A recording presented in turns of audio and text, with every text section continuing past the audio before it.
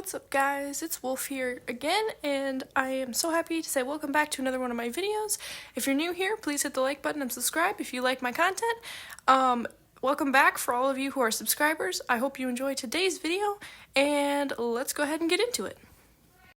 So, as you might know if you're subscribed, I put out a poll asking what videos you guys would like to see a part 2 of, because I was kind of running out of content, so I finally asked you guys what you would like to see, and you guys said that you would like to see a part 2 of the video mistakes not to make on WildCraft, so today we're going to be doing that, along with covering the new WildCraft update, because it's a pretty small update, so I figured I would just throw it in here for fun, because it's not really worth making a whole video on. Basically, we just have some new skins for the Mystic Eagle, as you can see here on my screen. We have lions, cheetahs clothes, and hats for Wild Club items. We also have apparently some new actions for the bear and the eagle. Very cool. Apparently there was also a new update with Ocean World. I have not been there yet, so I guess we will see what that's all about, but probably just some new skins. So, with that being said, and now that we have basically covered most of the new update, unless I see anything really cool that I think I should talk about with it, we are going to go ahead and move on. Alright, so let's go ahead and get into the mistakes that we're going to be talking about / tips that I wanted to share with you guys today. So the first mistake that we are going to talk about in WildCraft is leveling up your animal and how to and how not to earn EXP when you're on single player specifically, but also on multiplayer. So first let's go ahead and discuss what happened in the last major update to the Wild World here, because there was a bunch of different things that were happening with stats, and in the game, there used to be, like, for instance, the tiger was way overpowered for a really long time, but as you can see here, with the critical attack, damage, and evasion stats here that we have, it has definitely, to say the least, evened the game out quite a bit. The tiger, as you can see, has 6% evasion, which is really bad, like, that's almost none, and the bad evasion stats, bad damage, and critical attack stats, pretty much have evened the tiger out compared to all the other animals. Previously, before this update, it was a well-rounded animal that was pretty much unbeatable by anybody, really. I mean, when the level 200s are fighting Battle Arena, the tiger was the one to be. Now, I'm not quite so sure that's the same thing that people have always thought it was. I would say that the wolf now is a fierce competitor because of the high crit and evasion stats that it has. I mean, I have not honestly looked at them all. I don't know what they all are. I would say the cheetah's still good. I'm pretty sure it's got some decent stats. Yes, critical attack is insane. Evasion is pretty good too. Not to mention just the speed that it naturally has is pretty crazy. So I would say the cheetah has gotten much better because the health used to be a big problem, but now I would say it's not as big of an issue just because of the crit damage and stuff like that. So those are definitely something to take into consideration when leveling animals and choosing which animal to level and which animals to play on multiplayer, etc. And also which animals that you would like to have for your power family, basically, that will be killing bosses and things like that. And now for the same mistake, let's go ahead and get into maps and which enemies and which animals you should be killing and how to get the most EXP out of all of that. So we're gonna first review single player. So as you can see, there's like recommended levels. Recommended level 10 for Winter Forest, recommended level 1 Wild Plains. There's just recommended levels for all of these. I would say currently the two that would earn you the most EXP and money would be Ancient Egypt, because it has some pretty big enemies, and then Wild Jungles, because Japanese Forest and Savannah Lakes, places like that, oftentimes just have really small animals, a lot of, and killing small animals, it does not get you a lot of money or EXP. So Savannah is also a decent option. I'm not really sure, I have not compared that to Wild Jungles, but last I checked, Wild Jungles and Ancient Egypt were competing for the top 2 slots if your, animals high enough and powerful enough to kill things on those maps, which it should be. Anything past level 10, even honestly things that are under level 10 can generally play these maps pretty easily. So let's go to Wild Jungles. We'll just use that for the example here. I do know that previously, the creators of the game on their Facebook or Twitter account, I am not sure which, I think it was Twitter, released a map that was highlighted. I'll see if I can find it for you, but if I can't, it was basically just highlighted, showing which areas of the map the highest enemies and things like that spawn in. So like the highest level enemy, it showed where the highest level enemies spawned, the ones that give you essentially the most EXP, which I will be showing you anyways, even if I cannot find it, but I'll see if I can. So basically, you have basically in tiers. Tier 1 is this low part here where you immediately spawn with your den. That generally tends to spawn low level with animals which give you low EXP, and just generally smaller animals. And then you have the middle tier up here, which is just above your den. It's not quite to the boss though. And that, I would say, gives you just medium animals. They're pretty good to kill. Sometimes you'll find snakes and stuff over there. And then you have the top tier, which is where the Tygon is. And that gives you, like, I don't know what all is up there. Jaguars and apes and weird stuff. And essentially those give you the most EXP and money. So if you're looking for that, just go there. Another thing I want to say is that when you'll notice I'm here alone with my tiger. There's no other family members with me. In fact, my family members are pretty low level just because I only play this one tiger ever. And that is because I never bring them with me when I kill stuff on these maps trying to raise my tiger's level. So essentially you get more EXP when your family members are in the den. And this is true of multiplayer. You can also just create a single multiplayer game and go there. If nobody else is on the map, you will be getting all the EXP. It's actually more EXP that you get there than it is on single player, so I would highly suggest that. I did make a video about this a while ago that only got like 1,000 views, so apparently not a lot of you have watched it. So if you find this interesting, then I would highly suggest going there and checking that video out. Link in the description below. Alrighty, so the next mistake we're going to talk about is doing the upload and download trick on your account to get mystics. So I have actually put out a video on this because I know a lot of people were curious, like, how does this work? How do you get 100% guaranteed mystics? So I put a video out just showing you how it works and what I was doing to get that. However, I would not suggest doing that at all. Like, that is a mistake a lot of players make, and a lot of them have lost very good accounts because they were fooling around on it, and they uploaded and downloaded their account too many times, and their account got either deleted or blocked or banned or something because of that. And it's really unfortunate to see that happen because, you know, honestly, guys, it's not that hard to just spam all of the enemies, get coins, spend coins, and repeat, you know? Like, if you love the game, it's not that hard to do, right? And I feel like a lot of us don't need to cheat the game. I mean, it's just kind of pointless, you know what I mean? And if it risks your account getting banned, I don't think you should be doing it. Now, that's my opinion on it, but I would not suggest doing this upload-download trick. It seems really dumb, and I would be really sad for you guys if you lost your account, and I'm sure you would be sad if you lost your account too. I do not do this, even though I have made a video on it, like I said earlier, so I really hope you guys are being safe with your account. Now, I have to say on that topic, glitches are free game, because, you know, it's the game's fault that they're there, kind of, essentially, and I would say that those are free game. I don't think they're going to ban you, because it's their fault that the glitch exists in the first place, and it would be really hard to trace it back to your account in the first place anyways. So I think that any glitches you discover or use to get mystics, and I've done a few videos on these too, I feel like those are free game. I don't think they can ban your account for that.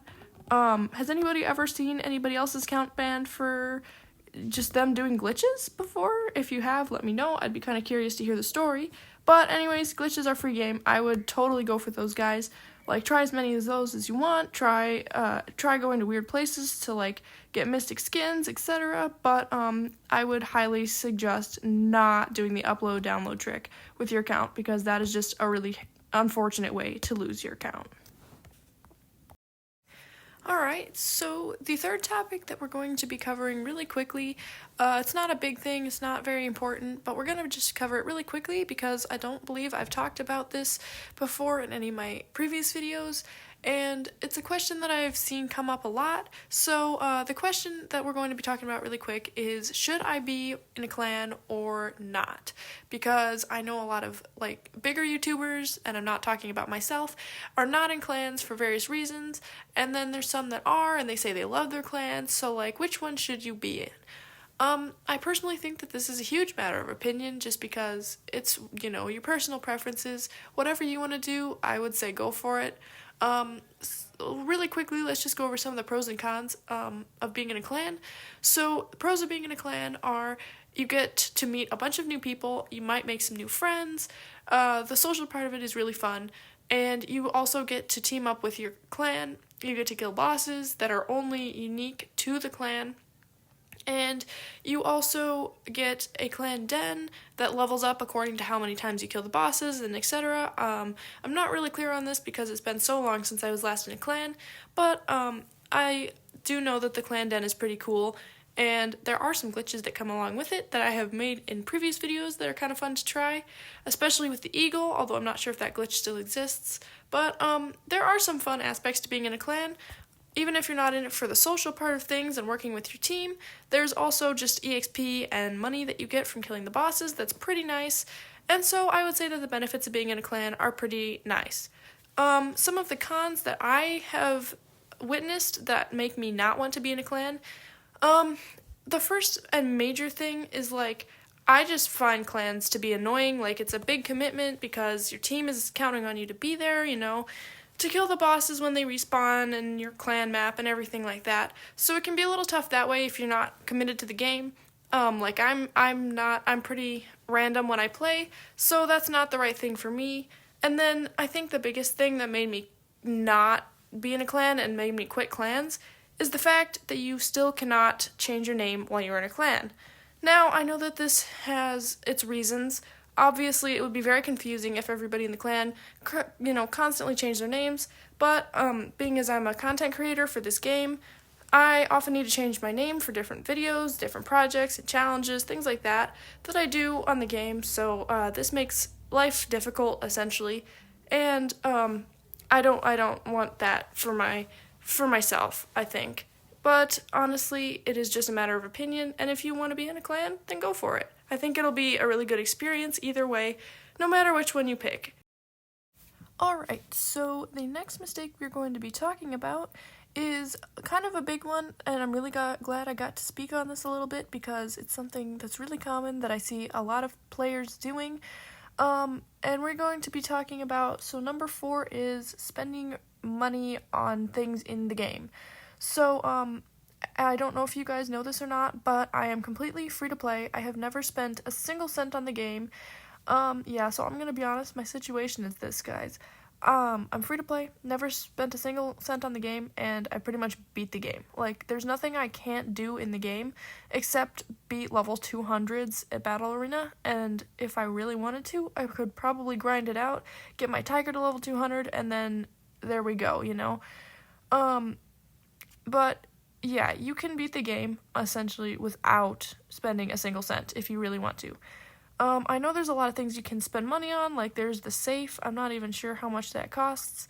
I think it's like $10 or something, maybe, but that's kind of expensive in my opinion, just for 20,000 coins. Like, I could literally farm that in like 5 minutes. And then there's a bunch of gems you can spend money on. $100 for 3,000 gems seems a little bit much in my opinion, but that might just be me. Because gems can be used for a lot of things in the game, like you can open a bunch of different types of chests and things with them. So I guess, gems are helpful for sure. You can unlock animals with them, you can do a bunch of stuff, but you should never feel forced to pay for gems or anything like that, guys, because it's not necessary. It's just not. So while we're on the topic of spending money on the game, let's move on to number 5 really quick, which is spending money on Ocean World. So, I have to download it. Well, alright, that's okay. So, for Ocean World, I know it's really cool, And I know it's a bunch of new content, and it's super exciting, and it's just different, and that's great, and Ocean World looks like a lot of fun. The problem that I see with it right now, and why I think you should definitely not be spending any money on this Ocean World side of things, is that it's so new. Like, there's not a ton of content out, relatively. Like, it's just too new for that. It's pretty much still in the testing phase of the game, so they're working out all the huge glitches, huge bugs, things like that. And right now, there's only 2 animals out, the dolphin and the shark. So there's not even a lot to spend money on if you did buy Wild Club, gems, things like that for Ocean World purposes. Like, there's just not a lot of things to spend your money on right now. So if you are going to be like that and spend money on the game and spend money on Ocean World, I would highly suggest at least waiting for a while, maybe a couple months, till a few updates come out to where there's more game worlds and things, and to where you can actually play Ocean World more without getting bored and burned out after about 5 minutes, you know what I mean? There's not even a lot of content to just spend your money on. Like, you have chests and things you can buy with gems, but, again, there's really just not a whole lot of content. So I would highly suggest just waiting for more animals to come out, more things like that to come out, because I think you'll find it worth it in the long run, and I think that you're going to be disappointed that you spent money on this if you spend money on this right now. Of course, you can do whatever you want. Like, I'm not your mother, but I'm just saying, it might be a good idea to wait, and that's my opinion. But this is also coming from a free-to-play player, so I don't know a whole lot about spending money on games, as you may have already guessed. And with that, I think we're done talking about spending money on WildCraft, and so we're going to go ahead and move on. Alright, so for section number 6 here, the very last thing we're going to talk about before this video ends is reporting people on WildCraft. So this happens a lot in multiplayer, as you may have seen, and I think it's kind of a big problem just because a lot of times players are reporting for things that don't need to be reported for, or it's just really petty and it's annoying, and sometimes players who haven't really done anything to deserve getting banned from the chat get banned from the chat anyways because everybody reports them for no reason. This is kind of a big issue, and I think we need to go over what you should be reporting for and what you should not be reporting players for. So, some things that are examples of what you should be reporting players for are bullying, like excessive swearing. I believe that the chat rules are right here. So yeah, offensive language should not be used. Being rude, bullying, that should be reported. And then providing personal information like phone numbers or things like that, that should always be reported to protect that player because they should not be doing that. I see that there's other things down here that they listed, like swearing, bullying, spamming. Spamming is annoying, but I don't think that's always worth reporting. Dating is also annoying. Again, that's not always worth reporting. Off-site links or personal questions are both, well, personal questions, that's a little bit iffy, but off-site links are always worth reporting. In fact, I don't think you can actually even post links here, but I could be wrong. So things that you should not be reporting, just players being annoying in general, you should not be reporting because it's just not worth it. Like, it's really not worth the drama to report players who are being annoying. Now, if there's something serious going on, like bullying or excessive swearing or being inappropriate, things like that, that should definitely always be reported. If we're talking about things like political opinions and it's being presented in a calm way or a peaceful way, and it's not like trying to cause an argument or start drama, then that should be let go. Even if it's not the same opinion that you share, that should not be reported. So basically, don't report people for their opinions, and don't report people just because they're being a little bit annoying. Also, if you're not role-playing and other people are role-playing, don't report them for role-playing. I've seen that happen a lot. It's dumb. Like, just don't do it, guys. It's not worth it. I think in general, WildCraft servers would be a happier place if players stopped reporting for every little thing. So let's try to make it a happier place and not report for every little thing. I think it'll make your game time, your gameplay so much more fun if you can all just happily play the game together without reporting for every little thing. And with that being said, this is pretty much the end of the video. Let me know what you guys thought of this one. Is it better with the voiceover, or would you prefer just text? And were the topics that I covered helpful, or were they just kind of something that you really felt you didn't need to hear about again? Let me know in the comments below, and until next time, guys.